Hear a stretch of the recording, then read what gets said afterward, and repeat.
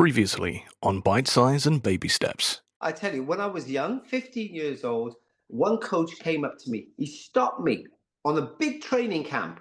He stopped me when I was 15 and said to me, "You will never make it as a hurdler. You're too small." So if you were training Colin Jackson today, like young Colin Jackson today in 2024, what advice would you give him? I'd say, first of all, don't give me any cheek.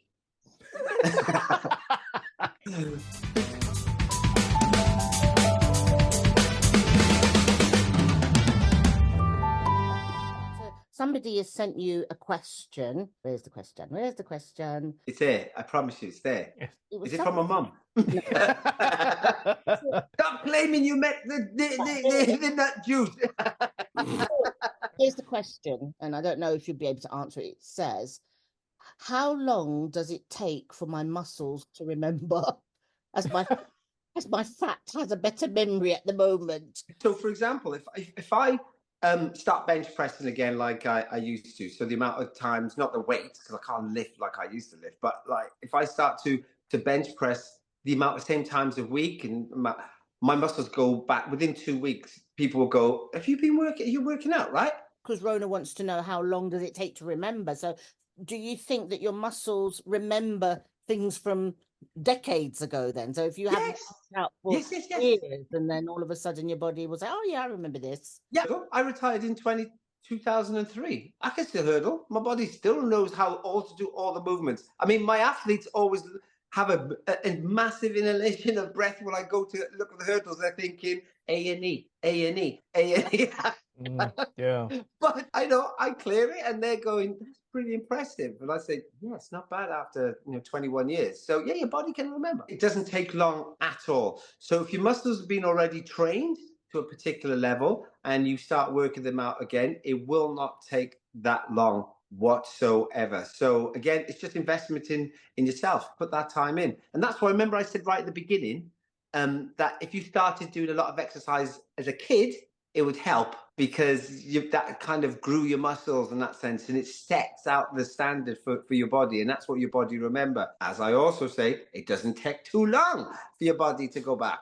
I was wondering, when you stopped doing, the competition work, did you have to detrain because obviously being, constantly at Olympic level, European athletic level, those camps, they don't stop, So I was wondering, when it came time to, call it a day, did you have to kind of detrain? I remember reading about Steve Redgrave and rowing. Yes. He said that his heart actually grew, and that if he'd have stopped, he would have had some serious cardiac issues and had to detrain in order to kind of retire effectively. No. Nice. Keep it simple. I raced on the Sunday. I was retired the Sunday night. The Monday, I'm having apple pie, stew, peas and rice. That was me. I was done. Trainers tucked away, spikes put away, all my training gear I hid. I did not want to do my sport 1 millimeter, 1 second again. Why? Were you'd reached everything that you wanted to reach, or you were just... Yeah, and I was tired of it. I was really tired of it. I didn't want to compete anymore. I didn't have I lost the ability to compete. So that means, like, to raise my performance in the major championships, I'd lost that. And I wanted to snowboard. I wanted to get a motorbike license. I wanted to do loads of other things that track and field was literally stopping me doing. And I was still reasonably young. I was only in my mid-30s. And I thought to myself, it's time to go, man. Did you get nervous before races? And you probably get asked that a lot. No, yeah, I did. And I kind of say to people, everybody had the feeling you have when you go into an Olympic final, right? And you'd be going, "Oh, you mean? I mean, wait. You know, when you're just going to do, I always think, starting exams, you've done all your revision. It's like all our training, right? And you go into the morning of the exam, you're going and your heart's like tearing out your chest, isn't it, right? Yeah. And you put your hand on that paper, and all you're going is, "Lord, everything I've revised, please be on this paper now."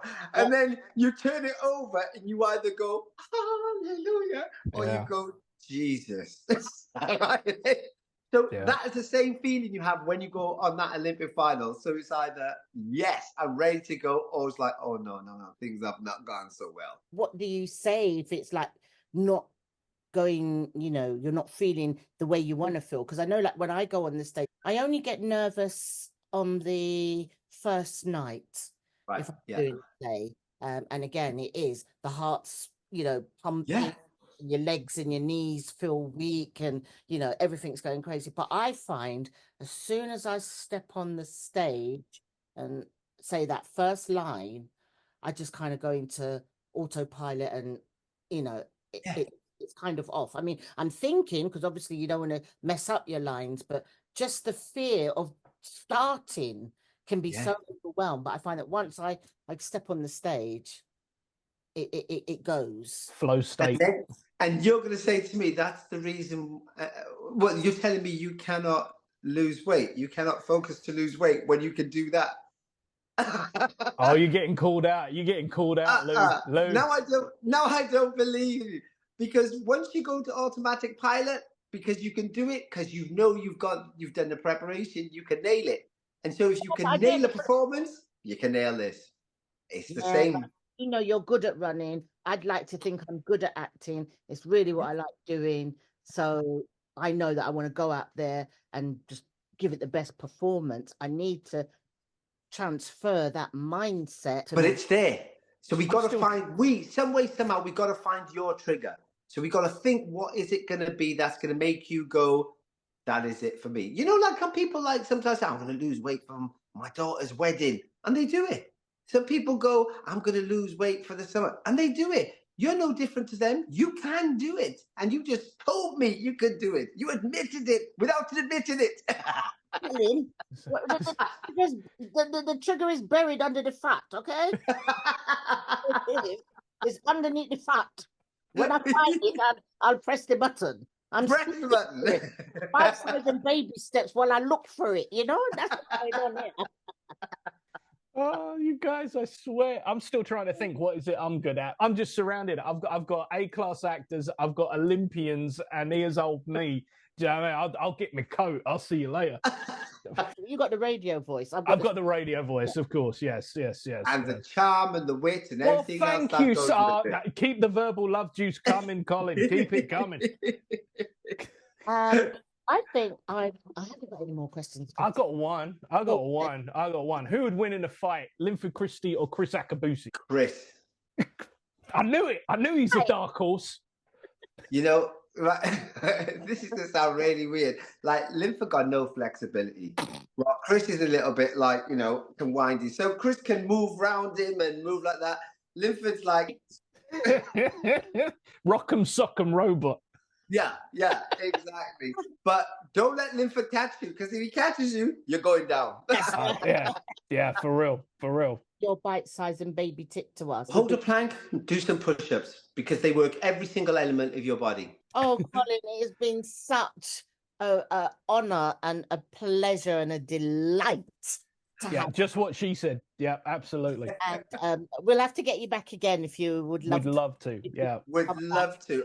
I want to see your progress. So 100%, give yourself that 90-day challenge, and let's get back. And I'm going to listen to this podcast while I do it, because what's one of the aims of this podcast is to keep it short so that people can listen to it while they're doing that walk around the block. Oh, Colin, I'm so happy that you came along, and we're so... Yeah, Colin, thank you so much, sir. It's been an absolute honor to just be here right now. Thank you, and good luck. Good luck. Thank you.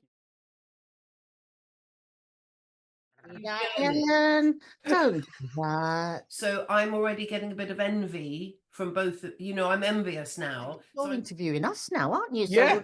Oh no, because you caught my attention.